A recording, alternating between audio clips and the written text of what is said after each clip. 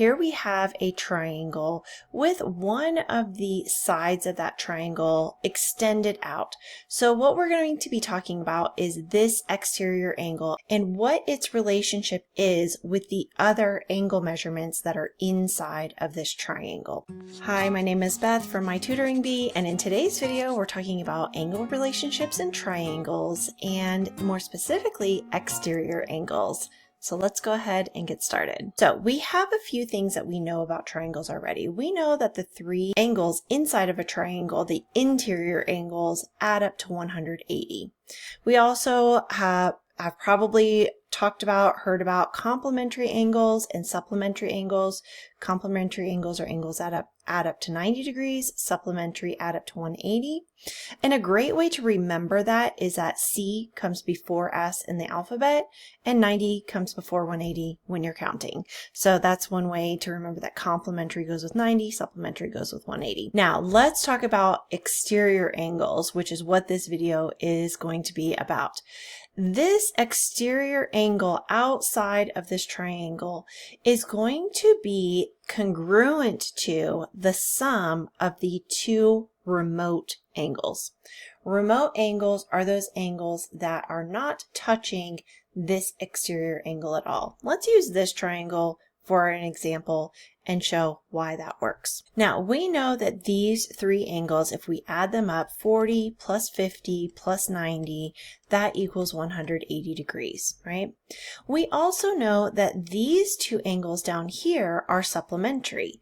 So that means that 50 plus whatever our exterior angle is, I'm just going to give it the variable x, would also equal 180. So that is one way of figuring out this exterior angle. So that's if you're given this angle right here that is adjacent to that exterior angle. We could subtract 50 from both sides, so x would equal 130. So now we know that this angle is 130 degrees.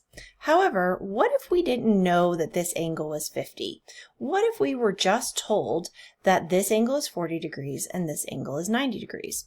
Well, we could use this theorem to figure out that this angle is 50 and then figure out that this exterior angle is 130. However, let's think about the process of that. We would do 90 plus 40 gives us 130, and then 180 minus 130 gives us 50. So that would give us our 50 down here. And then we would do the 180 minus 50 to get 130. So see how we've kind of just worked in a circle there? What did we get when we added those two remote angles over here? The 40 plus 90 gave us the 130. So basically what we've just done is we've skipped the middleman here. By adding these two up, because these two angles together are supplementary to this other third interior angle, and this angle is also supplementary to that third interior angle, that means that these two added together is congruent to this one angle outside of here. Let's see how that works in practice with some of these triangles. All right, so we are given this triangle here. We are told that this angle is 60 degrees, this angle is 80. We don't know what this one is. So again, we could go through the process of figuring out what this third angle is inside the triangle and then figuring out what that exterior angle is. However, we have a shortcut now. We can simply take 60 plus 80. That equals 140, and that is the measurement of this exterior angle is 140 degrees. Pretty simple, right? Let's try it here. We've got 32 degrees and 95 degrees. We're going to add those up. I'm going to stack them this time. 100. So now we get 127. So that is the measurement of this exterior angle. Now, sometimes we will be given the exterior angle and not one of those remote angles. When I say remote angles, I mean these angles over here that are not adjacent to this exterior angle. So that's what we mean by remote. So the angle that is connected to, that makes a straight line with that exterior angle, we don't want that angle, we want the other two angles in the triangle. So let's go ahead and figure out how to set up this equation. Well, we know that these two added together equals 110. So let's just set up our equation that way. So question mark plus 50 equals 110. And now we're just solving for a variable. We're solving for a number that we don't know yet. So we're going to subtract 50 from both sides. And so then question mark equals 60. So our missing angle here is 60 degrees. Now in this triangle, it might seem like this angle right here is not the remote angle, but remember that that 30 degrees is adjacent to this angle right here. So these two, 12 and question mark, those are our remote angles. So let's again set up that equation. Question mark plus 12 equals 30. We subtract 12 from both sides. And so question mark equals, this gives us 2, so that gives us 18. So our mystery angle is 18 degrees. Now I have one more example for us dealing with some algebraic expressions. Before we get into that, I did want to mention to check out some of the links in the description below. I have a ton of links for all of the videos in my pre-algebra series. I also just recently covered the triangle angle sums theorem when we have those three angles inside of a triangle and how to solve for those missing angles, as well as with quadrilaterals, how to find missing angles in quadrilaterals as well. So check those out along with my other pre-algebra videos.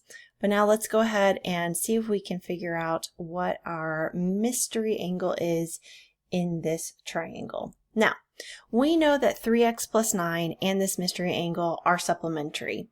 But because we don't have enough information about this exterior angle, we can't really figure out what this one is directly yet.